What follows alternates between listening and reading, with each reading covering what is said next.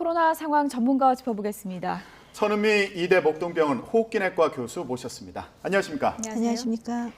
정부에서도 이제 감소세로 접어든 것 같다라고 진단은 했는데요. 지금 검사 양성률을 보면 그건 전하고 좀 비슷하다고요? 네, 한 2,000명 정도 지난주보다 줄었습니다. 예. 그런데 그 효과는 아무래도 이제 고령층 위주로 부스터 접종이 굉장히 많이 됐고요. 또 부스터 효과뿐 아니라 우리가 거리두기가 가장 큰 효과를 아마 일으킨 요인으로 생각합니다. 다만 이제 이런 부스터 효과가 지속이 되는 게 아니라 한 10주가 지나면 효과가 한 75에서 45%까지 떨어질 수 있기 때문에 다음 달 정도가 되면 조금 늘어날 확률이 있고요. 또 국내도 오미크론이 이제 다음 달부터면 본격적으로 확산이 될 상태이기 때문에 아마 검사 건수 영향도 일부 있었겠죠. 지난주가 많이 추웠고 그래서 낙관할 상태는 아니다. 다만 최소한 정체거나 약간의 감소세를 보이는 건 맞는 것 같습니다. 그러면 일단은 위중증 환자의 경우에 한 2, 3주 뒤에 나타난다고 하잖아요. 그러면 앞으로 위중증 환자 수도 좀 줄어드는 거 아닌가 싶기도 하고요. 근데 지금 벌써 60대 이상 고령층에서 위중증 환자는 줄어들고 있는 추세라고 하더라고요. 네, 한 10% 정도 줄은 것 같습니다. 아마도 그게 부스터 효과 플러스 거리두기 효과라고 생각이 들고요. 말씀하신 대로 확진자가 중증자가 되는 게 보통 1주에서 2주 간격을 두고 진행을 합니다. 그렇다면 이번 주에 확진자가 줄면 다음 주에서 그 다음 주에는 지난해보다 지난주보다 분명히 줄 거고 또 그때쯤이 되면 분명히 병상이 많이 준비가 될 것입니다. 네, 그러한 점에서 위중증자는 좀 줄 수 있을 것으로 기대합니다.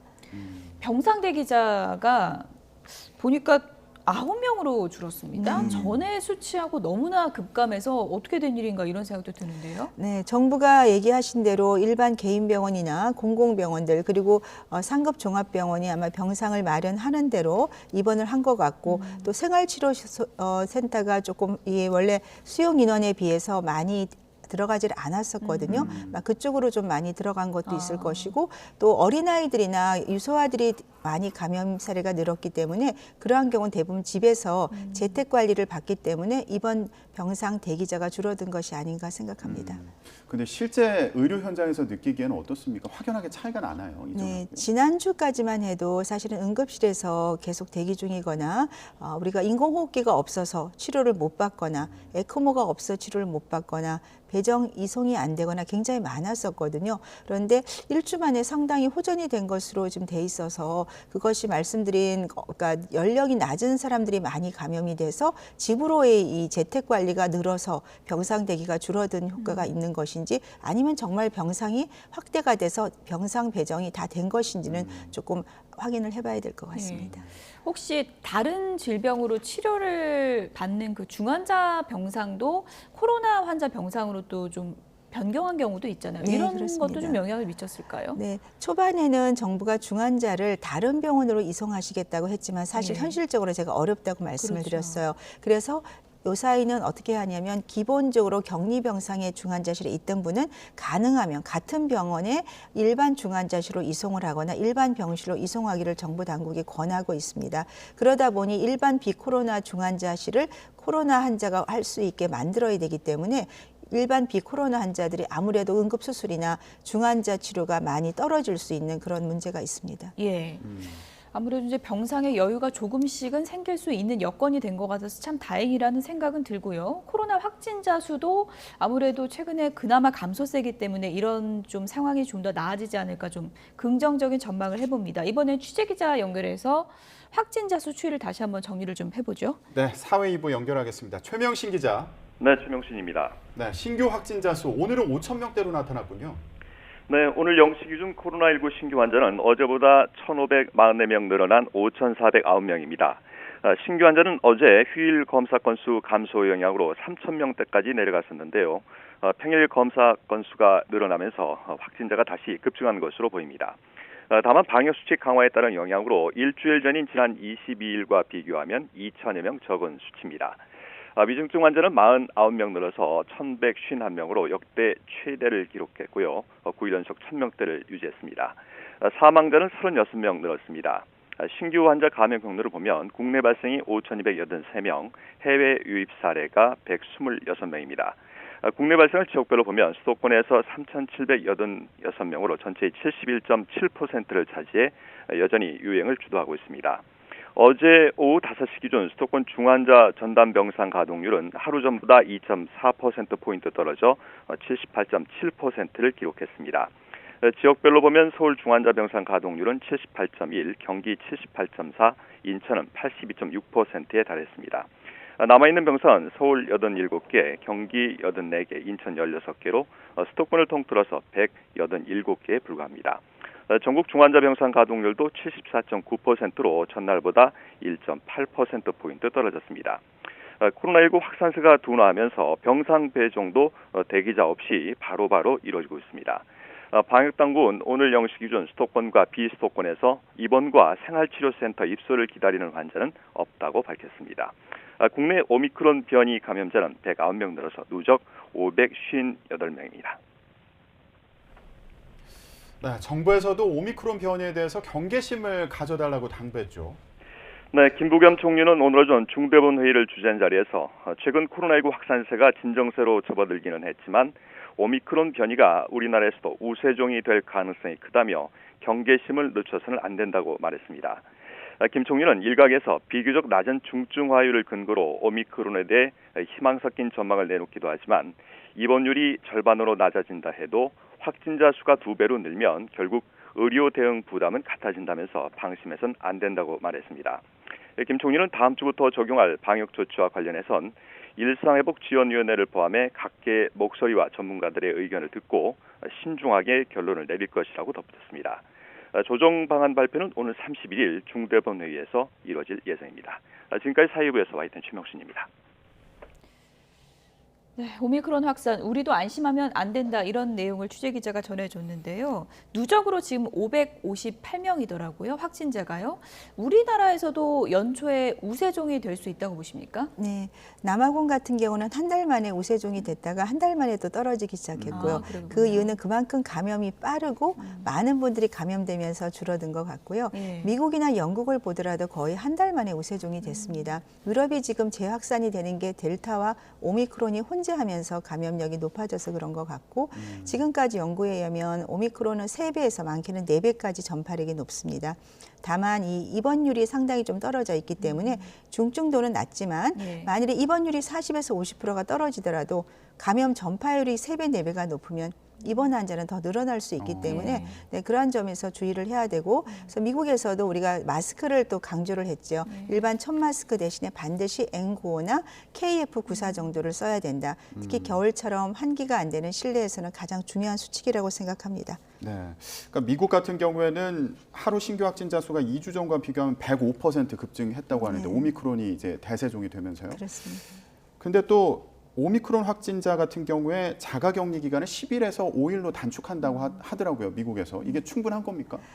우리가 바이러스가 감염력을 가지는 건 특히 이 코로나19는 증상 발현 이틀부터 증상 발현 3일까지 5일간 가장 감염력이 높습니다. 그래서 증상 발현 후 5일이 되면 대부분 살아있는 바이러스의 감염력이 떨어지기 때문에 5일간으로 했는데 그 이유는 미국은 비행기를 타지 않으면 다닐 수가 없거든요. 그렇죠. 그런데 그러니까 어떤 항공기를 운영하시는 그런 분들이 많이 자가격리를 당하시면서 그런 문제도 있고 여러 가지 경제 문제가 같이 어필을 한 것이고 또 감염력 자체가 5일 정도면 대부분 떨어집니다. 다만 5일 자가격리 후에 반드시 5일은 마스크를 착용을 하셔야 됩니다.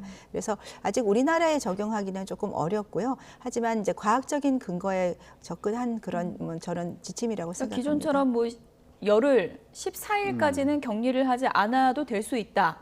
검토해 보면 그렇게 볼 수 있는 것 같고요. 오미크론이요. 근데 교수님 지금 화이자, 모더나 1, 2차 다 맞은 분들도 걸릴 수 있는 거잖아요. 그렇습니다. 그러면은 오미크론을 막으려면 우스갯소리로 오미크론에 한번 걸리는 게 낫다 뭐 이런 얘기까지 나오는데 오미크론을 막으려면 백신도 효과가 그렇게 큰 게 아닌 거 아닙니까? 네, 지금 3차 부스터를 맞으시게 되면 오미크론에 대해서 한 75% 정도 효과가 있는데 파이자 접종 시에 그것이 10주가 지나면 45%까지 떨어진다고 합니다. 그렇기 때문에 우리가 고령이나 취약계층은 분명히 돌파가 되고 그중에는 중증으로 가시는 분이 분명히 있습니다. 그래서 백신 접종을 부스터를 하셨더라도 저는 어떻게 하든 자가격리 기간도 필요할 수 있고 거리두기를 통해서 감염이 되지 않게 해야 되고 요양시설에 계신 분들은 주기적으로 검사를 해야 됩니다. 다만 제가 다시 한번 좀 권고드리고 싶은 건 지금은 PCR로만 계속 검사를 하고 계신데요. 이 오미크론은 증상이 없는 경우가 20대는 60%가 넘고요. 임산부는 50%가 넘습니다. 그런 분들이 PCR을 매주 할 수는 없어요. 그렇죠. 우리가 자가검사 키트를 좀 잘 사용을 하시게 되면 조기에 진단을 하게 되면 격리를 통해서 전파를 막는 것이 가장 효과적이라고 생각합니다. 네. 교수님, 근데 미국에서는 어린이들이 오미크론에 감염되는 경우도 늘고 있다고 하는데 이 현상은 어떻게 봐야 되나요? 아무래도 이제 백신 접종을 안 했고 오미크론이 그만큼 전파력이 강하고 무증상이 대부분이고 감기 증상이기 때문에 아이들 사이에 많이 퍼진 것 같습니다. 그러니까 감염이 되더라도 대부분은 무증상 경증으로 가겠지만 아주 일부에서 우리 다기관 염증 증후군이 발생을 하고 일부는 아주 치명적으로 사망할 수도 있기 때문에 아이들 중에서 그 기저질환이 있는 아이들이 드물지만 있어요. 네, 그러한 경우는 백신 접종을 조심스럽게 한번 권고드리고 싶습니다. 오미크론이 뭐 독감과 비슷한 거다라고 해서 오미콜드라고도 이제 불리는데 이런 시나리오를 생각해 보면 어떨까 싶은데 이제 치료제도 나오잖아요, 교수님. 그러면 이제 오미크론이 우세종이 된 상황에서 이거를 우리가 어떻게 보면 치료제도 있고 백신도 맞은 상황이니까 독감처럼 관리하는 그 시기가 올 수 있지 않을까 그런 좀 긍정적인 전망도 있던데요. 어떻게 보십니까? 네, 저도 일부 동의를 합니다. 네. 말씀하신 대로 감기 바이러스가 같이 들어가 있기 때문에 증상이 감기 같고 가볍게 지나가고 또 오미크론을 겪게 되면 델타에 대한 면역도 올라간다. 이제 그런 보고도 있었지 않습니까? 그 말은 한 가지의 병을 앓게 되면 우리가 독감을 앓더라도 코로나19 바이러스의 중증도를 거의 50% 떨어뜨리거든요. 몸에서 면역을 만들어내는 거죠. 그래서 백신을 맞고 이전에 다른 코로나19 변이에 감염이 됐을 경우에는 오미크론에 감염이 되더라도 가볍게 면역이 앓고 지나가면서 우리는 이제 독감보다 약할 것 같아요. 독감은 굉장히 근육통이나 발열이 심하거든요. 그렇죠. 근데 오미크론은 증상이 감기에 가깝기 때문에 네, 그런 쪽으로 가고 만일에 돌파가 되면 취약계층은 지금처럼 경구치료제가 나오기 때문에 10명 중에 1명만 입원할 정도로 효과가 좋다면 정말 독감보다 낮은 수의 감기 정도로 토착화할 가능성도 있다고 생각합니다. 근데 그 부모님들이 아이들 만약에 오미크론 감염되면 감기인지 뭔지 좀 구분이 안 가서 감기약 주는 경우도 많겠네요. 네, 그래서 저는 아까 말씀드린 검사를 좀 집에서 스스로 해보는 게 좋다. 네. 우리가 의료기관에서 백신 접종 한 번조차도 PCR을 매주 하게 돼서 코에 코피가 나고 너무 아파하세요. 아이들이 저는- 특히 힘들어하더라고요. 네, 그런 거는 저는 바꿔야 된다. 왜냐하면 자가검사 키트는 이 오미크론이나 델타는 바이러스 양이 굉장히 많아요. 예. 그래서 자가검사로도 충분히 양성률이 높게 나옵니다.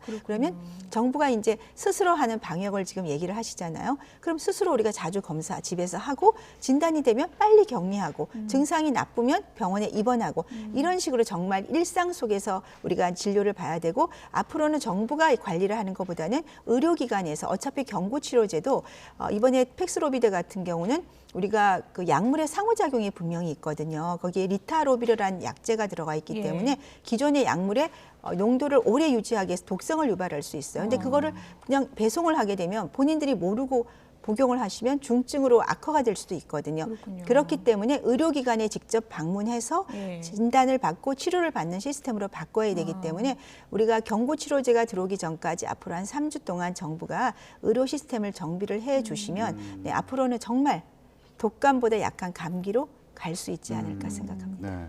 근데 오미크론 변이가 대세종이 돼서 그렇게 유지가 된다면 뭐 그런 시나리오를 예상해 볼 수 있을 텐데 혹시라도 또 다른 강력한 변이 바이러스가 발생할 가능성은 없을까요? 가능성이 없지 않죠. 분명히 있을 수 있습니다. 그렇기 때문에 우리가 병상도 준비를 해야 되고 경구치료제도 준비해야 되고 취약계층은 기본적으로 백신 접종은 아마 부스터가 또 필요할 수도 있습니다. 그래서 여러 가지 우리는 무기를 갖고 있는 거죠, 지금은. 그래서 국내에서 개발하고 해외에 합작한 그런 경구치료제도 아마 조만간 저희가 사용할 수 있을 것 같고요. 여러 가지 대비를 하고 있기 때문에 앞으로는 이제 거리두기를 다시 완화를 할 때 조금 더 천천히 완화를 하고 또 소상공인들에 대해서도 코로나 이전에 또 수익을 기준으로 저희는 보상을 해주고 세금 감면도 해주고 그러니까 그 양쪽으로 트랙을 통해서 정부가 지원을 한다면 네, 소상공인도 만족하고 우리가 거리두기도 그러니까 확진자가 늘지 않는 차원에서 안정적으로 갈 수 있을 것 같습니다. 교수님, 그럼 좀 궁금한 게요. 오미크론 우세종 돼서 막 퍼지면 그럼 델타는 좀 이렇게 사라지는 건가요? 아니면 같이 막 번지는 건가요? 지금은 같이 가고 있습니다. 아직은 우리나라는 델타가 우세종이기 때문에 제가 외래진료센터에서 항체치료제 꼭 주사 맞으시라고 말씀드리는데 예. 다음 달이 되면 아마 크로스를 할 것 같습니다. 아. 크로스를 하면 아마 오미크론이 대체할 것으로 생각합니다. 그러면 이게 표현은 좀 웃기지만 우리 입장에서는 오미크론이 더 이렇게 많아지는 게 좋은 건가요? 긍정적인 건가요? 네, 해외도 오미크론은 많이 증가하고 있지만 입원율은 기본적으로 40에서 80%가 감소를 하는데요. 네. 그 큰 이유는 아이들은 면역이 있어서 가볍게 지나가고 백신 접종과 기존의 감염을 통해서 면역이 그냥 가볍게 지나가기 때문에 예. 오미크론 자체가 더 확산을 하는 것은 저는 대세라고 생각하고 그렇다면은 좀 더 약하게 앓고 지나가면서 예. 가능할 것 같습니다. 오미크론 또 변이가 또 새로운 변수가 되고 있는 상황이네요. 지금까지 천은미 이대 목동병원 호기내과 교수였습니다. 고맙습니다. 감사합니다.